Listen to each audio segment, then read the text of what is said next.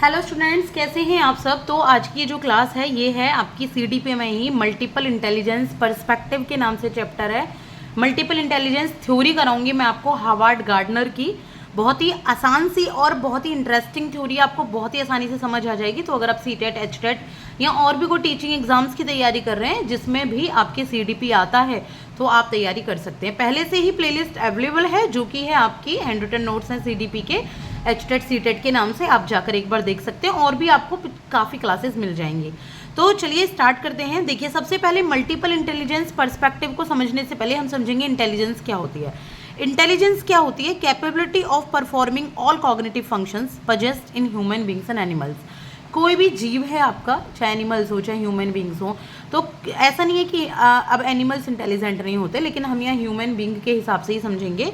तो जो भी कैपेबिलिटीज़ उनके अंदर हैं, जो भी एबिलिटीज़ उनके अंदर हैं कि वो कॉग्निटिव फंक्शंस को परफॉर्म कर सकें। कॉग्निटिव फंक्शंस कौन से? जो आपके माइंड से रिलेटेड फंक्शंस हैं, जो आपके माइंड से रिलेटेड फंक्शंस हैं जिनमें समझने की ज़रूरत होती है, जो जिसे इंटेलिजेंसी कहते हैं।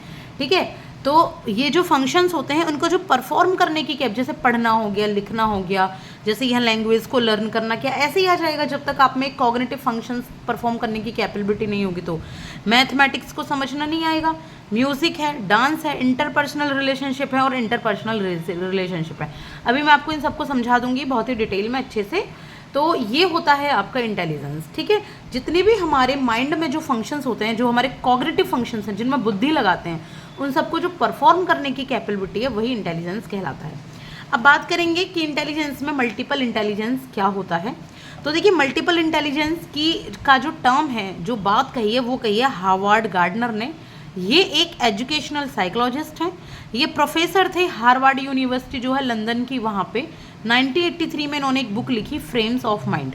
और इन्होंने कहा कि जो एक इंसान है, पहले आप आराम से सुन लो आसानी से, फिर मैं ये बताऊंगी कि जो एक इंसान है उसके दिमाग में ना सिर्फ एक ही प्रकार की इंटेलिजेंसी नहीं होती, उसके पास 7 प्रकार की इंटेलिजेंसी होती है। अलग अलग एक सेट होता है इंटेलिजेंस का, कि वो कुछ लोग ऐसे होते हैं जो किसी एक ही इंटेलिजेंसी में परफेक्ट होते हैं तो वो उसी लाइन में चले जाते हैं। कुछ लोग ऐसे होते हैं जो 2 या 3 इंटेलिजेंस में परफेक्ट होते हैं, वो और दूसरी लाइन में चले जाते हैं। तो वो इतने आसानी से इन्होंने समझाया, मैं आगे आपको टेबल के थ्रू बहुत ही आसानी से समझाने वाली हूँ।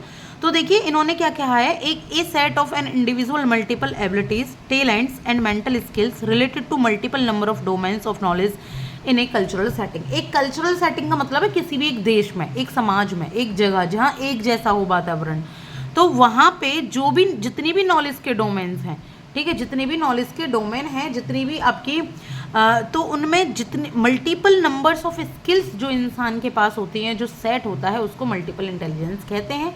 जो काफ़ी सारे सेट होते हैं मेंटल स्किल्स के। ठीक है, अब आप पॉज करके एक बार राइट डाउन कर लो या फिर आप पढ़ लो। अब हम हार्वर्ड गार्डनर के मल्टीपल इंटेलिजेंस थ्योरी को पढ़ने वाले हैं बहुत ही आसानी से।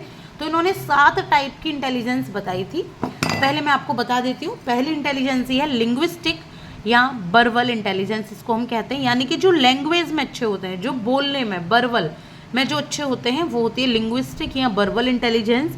ये लोग लिंग्विस्टिक में बहुत दक्ष होते हैं, बोलने में बहुत दक्ष होते हैं, भाषा में बहुत दक्ष होते हैं। सिंटैक्स मतलब किसी भी जो भाषा होती है उसको, उसकी जो बनावट होती है, उसकी जो रचना होती है, उसको किस तरीके से बोलना है, रिटन या ओरल एक्सप्रेशन, ये बहुत अच्छे देते हैं। फिर ये लोग होते कौन हैं? जो लिंग्विस्टिक इंटेलिजेंस होते हैं, ये लोग वो होते हैं जो लॉयर्स होते हैं। लॉयर्स कितना अच्छा बोलते हैं ना, यानी कि इनकी लैंग्वेज और वर्बल इंटेलिजेंसी कितनी अच्छी है। लेक्चरार्स होते हैं, राइटर्स होते हैं, और लिरिकिस्ट कौन से होते हैं? जो आपके गीत लिखते हैं, गाना लिखते हैं, लिरिकिस्ट। तो ये डिबेट करने में बहुत अच्छे होते हैं, ये रीडिंग को बहुत और राइटिंग को एंजॉय करते हैं। जैसे अभी एक टीचर, हम यहाँ नहीं बोल रहे अभी, यहाँ लेक्चरर की बात हो रही है, टीचर की भी आगे बात आएगी, लेकिन जो बोलकर पढ़ा पाते हैं बहुत अच्छे तरीके से लेक्चरर, वो वर्बली बहुत अच्छे होते हैं। इसके बाद बात करेंगे हम सेकंड इंटेलिजेंस की। तो सेकंड इंटेलिजेंस है लॉजिकल। क्या नाम है सेकंड इंटेलिजेंस का? लॉजिकल, या इसको हम मैथमेटिकल इंटेलिजेंस भी कहते हैं। इसमें लॉजिक लगता है, रीजनिंग लगती है, दिमाग चलाया जाता है, साइंटिफिक थिंकिंग होती है, पजल्स सॉल्व की जाती हैं, इसमें कैलकुलेशन इसमें काफ़ी हाई होती हैं। देखा होगा ना अपने आसपास, अपने घर में, आपको इन 7 टाइप ऑफ इंटेलिजेंस में सब लोग मिल जाएंगे। आप अपने आसपास देखिएगा, अपने किसी फ्रेंड्स को देखिएगा, देखिएगा, हो सकता है कोई लिंग्विस्टिक बहुत अच्छा हो सकता है कोई लॉजिकल बहुत अच्छा हो। तो ये जो कैपेबिलिटीज होती हैं ये मैथमेटिशियंस में होती हैं। और हाँ, इन ये जिसमें कैपेबिलिटीज़ होती हैं इससे ये भी पता लगेगा कि वो इंसान मैथमेटिशियन बन सकता है, फिजिस्ट बन सकता है, साइंटिस्ट बन सकता है। ठीक है, इनमें प्रॉब्लम सॉल्विंग स्किल होती है। इन्हें एब्स्ट्रैक्ट आइडियाज़ आते हैं। एब्स्ट्रैक्ट आइडियाज़ मतलब जैसे हवाई जहाज़ बनाने के, रॉकेट बनाने के, जो सोचे नहीं है अभी किसी ने, इन्होंने कहीं से पढ़े नहीं है, इन्हें ऐसे अमूर्त आइडियाज़ आते हैं जो भी है भी नहीं। ठीक है, तो ये नई नई चीज़ें इनोवेट करने में आगे होते हैं। इनको कहते हैं हम लॉजिकल या मैथमेटिकल इंटेलिजेंस। तो आई होप कि आपको ये दोनों इंटेलिजेंस समझ आ गई होंगी। हम चलते हैं थर्ड इंटेलिजेंस पर। देखिए, जो तीसरी इंटेलिजेंस है ये है हमारी विजुअल स्पेशियल इंटेलिजेंस। तो विजुअल स्पेशियल इंटेलिजेंस किस में होती है? ये वो लोग होते हैं जो अपने सामने ना कुछ चीज़ों को डिमॉन्स्ट्रेट कर लेते हैं।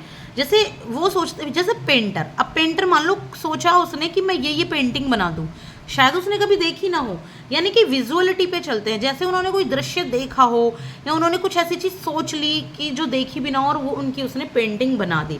आर्किटेक्ट्स होते हैं, घर को जो आपके सही तरीके से लगाते हैं। इंजीनियर्स होते हैं, मैकेनिक्स होते हैं, नेविगेटर्स होते हैं। नेविगेटर्स कौन होते हैं? जो कहीं का पता बताते हैं, मैप वगैरह के लिए नेविगेटर्स होते हैं। चेस प्लेयर होते हैं, स्कल्प्टर्स होते हैं। तो ये विजुअल स्पेशल इंटेलिजेंस ही होती है। इनमें ये डिमॉन्स्ट्रेट करते हैं उस इंटेलिजेंस को जो इन्होंने कहीं देखी हुई हो, या ये मन में विजुअलाइज कर लेते हैं किसी चीज़ को, फिर वो उस चीज़ को किसी कागज़ पे, किसी दीवार पे इस तरीके से निकाल देते हैं। तो क्या हो गया ये नंबर 3, विजुअल स्पेशियल इंटेलिजेंस। अब बात करेंगे म्यूजिकल इंटेलिजेंस की। तो म्यूजिकल इंटेलिजेंस कौन से लोग होते हैं? जिनमें रिदम को समझने की क्षमता होती है, सेंसिटिविटी होती है, जो म्यूजिक को कंपोज कर पाते हैं। कौन होते हैं वो होते हैं म्यूजिशियंस, कंपोजर्स, जो म्यूजिक इंस्ट्रूमेंट को एंजॉय करते हैं, सॉन्ग्स और मेलोडीज़ को। अभी एक मूवी चल रही है आपकी सैयारा, बहुत फेमस हो रही है, देखी ना देखी हो पर फेमस बहुत ज़्यादा हो रही है। तो इस मूवी है वो म्यूजिकल मूवी है ना, एक तरीके से वो जो लड़का है वो म्यूज़िक की तरफ ज़्यादा सेंसिटिव है, यानी कि वो म्यूज़िक को लेकर है। तो एक तरीके से उसमें म्यूजिकल इंटेलिजेंस है। बस मैं आपको ऐसी एक एग्जांपल दे रही हूँ इसका। इसके बाद बात करेंगे पांचवें इंटेलिजेंस की, जो है बॉडीली काइनेस्थेटिक इंटेलिजेंस। ये वो लोग होते हैं, ये वो इंटेलिजेंट लोग होते हैं जो अपनी बॉडी को अलग अलग फील्ड में परफॉर्म कराते हैं। जैसे डांसर, ठीक है, एथलेटिक्स। अभी हम बात करेंगे डांसर में हेमा मालिनी की। वो बहुत अच्छी भरतनाट्यम डांसर है, प्लस वो एक एक्ट्रेस भी है। तो उनके अंदर दो ये मल्टीपल इंटेलिजेंस है, यानी कि मल्टीपल इंटेलिजेंस उनको बोलेंगे। एथलेटिक्स जो आपका नीरज चोपड़ा हो गए, या फिर आपकी बजरंग पूनिया हो गए, या जो भी आप एथलेटिक्स को जानते हो वो सब। तो इनमें अपनी बॉडी से ये परफॉर्म करते हैं, बॉडी को ये यूज़ करते हैं और आगे इन बॉडी को एक प्रोफेशन में भी बनाते हैं। स्पोर्ट्स, फिजिकल कोऑर्डिनेशन इनका बहुत अच्छा होता है, मतलब अपने शरीर के साथ में। और डूइंग रेदर देन हियरिंग और सेइंग। ये बॉडीली काइनेस्थेटिक लोग जो होते हैं ना, ये काम करने पे ज़्यादा विश्वास होते हैं, सुनने या कहने की अपेक्षा, क्योंकि बॉडी से इनको अपना काम कराना है। इसके बाद बात करेंगे इंटरपर्सनल इंटेलिजेंस की। तो जो इंटरपर्सनल इंटेलिजेंट जो लोग होते हैं ये दूसरों को समझने में बहुत अच्छे होते हैं। सोशल इंटरेक्शन इनका बहुत अच्छा है। ये भी आपको मिल जाएंगे अपने घरों में, जरूरी नहीं है कि वो साइकोथेरेपिस्ट हो। वैसे इसके अंदर जो प्रोफेशनल लोग होते हैं वो साइकोथेरेपिस्ट होते हैं, काउंसलर्स होते हैं, टीचर्स होते हैं, पॉलिटिशियंस होते हैं। रिलीजियस पॉलिटिशियंस कैसे वोट मांग लेते हैं, तुम्हारी दुखती रग पे हाथ रख के ये करवाऊंगा, आगे ये करना है। तो ये दूसरों की इंटरपर्सनल इंटेलिजेंस में बड़े अच्छे होते हैं। ये गुड होते हैं कम्युनिकेशन स्किल्स में और रिलेशनशिप बनाने में। आपके आसपास दादी नानी भी इस टाइप की आपको मिल जाएंगी जिनकी बहुत अच्छी इंटरपर्सनल इंटेलिजेंस है अपनी सोसाइटी में।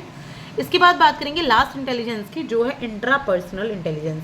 देखिए, जो इंट्रापर्सनल इंटेलिजेंस लोग होते हैं, हार्वर्ड गार्डनर ने बताया है, ये वो लोग हैं जो खुद को समझते हैं, जो अपनी मेंटल पीस के लिए, अपनी मेंटल स्ट्रेंथ के लिए काम करते हैं। जैसे योगी हो गए, सेंट्स हो गए, संत लोग हो गए, मास्टर ऑफ जैन मास्टर जो होते हैं वो हो गए। जैसे गौतम बुद्धा, इन्होंने क्या किया, इनको खुद बेचैनी हुई अपनी लाइफ में, ये चले गए और अपना निर्वाण प्राप्त कर लिया। जैसे महावीर जैन, फिर उन्होंने काम तो बेशक और लोगों के लिए भी किए, लेकिन पहले तो इन्होंने खुद की स्ट्रेंथ बढ़ाई, खुद की शांति के लिए इन्होंने काम किया। ये अपने आप को सेल्फ एनालाइज करते हैं, अपनी वीकनेस और स्ट्रेंथ को पहचानते हैं, सेल्फ अवेयरनेस इनमें होती है। तो ये इंट्रापर्सनल होते हैं, ठीक है। अब बात करें कि जो हार्वर्ड गार्डनर की थ्योरी है, इसकी एजुकेशनल इम्प्लीकेशंस क्या है, पढ़ाई में क्या फ़ायदा है इस थ्योरी को पढ़ के। सबसे पहले तो आपको बच्चे अलग अलग टाइप के होते हैं, उनमें अलग अलग, कहते हैं ना, अरे तुम तो लिख रहे हो, उसकी राइटिंग देखो घर पे। चलो एक मैं नॉर्मल सा एक उदाहरण दे रही हूँ। मदर है, मदर अपने बच्चे को कहती है कि भाई तुम लिखने में बिल्कुल भी अच्छे नहीं हो, तुम लिखने में बिल्कुल भी अच्छे नहीं हो, तुम्हारा बड़ा भाई तो लिखने में बड़ा अच्छा है, वो लेकिन वो हो सकता है पढ़ने में अच्छा हो, वो लिखने में अच्छा ना हो। ठीक है, तो ये इंडिविजुअल डिफरेंस को समझने में मदद मिलती है जब हम इस थ्योरी को पढ़ लेते हैं। दूसरा, ऑल राउंड डेवलपमेंट, कि किस तरीके की इंटेलिजेंस नहीं है किसी बच्चे में तो उसको सिखाया जाए वो वाली इंटेलिजेंस, क्योंकि आगे तो लाइफ बहुत कॉम्पिटिटिव है, आगे बहुत सारी चीज़ों का सामना करना पड़ता है, तो ऑल राउंड डेवलपमेंट बच्चे का किया जाए। दूसरा, ऑल इंटेलिजेंस आर नेसेसरी, सारी इंटेलिजेंस ही बहुत नेसेसरी है। ऐसा नहीं है कि आप बिल्कुल भी बॉडी लिखा एस्थेटिक नहीं हो, वो भी ज़रूरी है। आप बिल्कुल इंटरपर्सनल नहीं हो, वो भी ज़रूरी है। इंटरपर्सनल नहीं हो, वो भी ज़रूरी है, वरना स्ट्रेस में पहुंच जाओगे। इसके बाद है डिफरेंट वेज ऑफ टीचर्स, जो टीचर्स हैं उनका पढ़ाने का तरीका अलग अलग टीचर्स निर्धारित कर सकते हैं कि इंडिविजुअल डिफरेंस के हिसाब से हमारा पढ़ाने का तरीका क्या होना चाहिए। सबको वो एक ही उसमें लय में नहीं पढ़ाते, अलग अलग रिदम से पढ़ाते हैं फिर टीचर्स। इसके बाद अपॉर्चुनिटी टू एडिक्वेट लर्निंग, यहाँ पे बच्चों को ये अपॉर्चुनिटी मिलती है कि वो पर्याप्त रूप से शिक्षा को ग्रहण कर पाएँ। ले देखिए, वही है कि ऑलराउंड डेवलपमेंट बच्चों का हो पाए, सारी जानकारी बच्चों को मिल पाए। आई होप कि हार्वर्ड गार्डनर की थ्योरी आपको पसंद आई होगी। आगे की क्लास में फिर से मैं आपके लिए CDP की बहुत ही कोई इंपॉर्टेंट टॉपिक लेकर आई होंगी। जितने भी स्टूडेंट्स हैं, 2 हैं, 4 हैं, 10 हैं, 20 हैं, 100 हैं, जितने भी देख रहे हैं सभी को फ़ायदा ज़रूर मिला होगा आई होप। तो लाइक एंड सब्सक्राइब कीजिएगा। Thank you so much.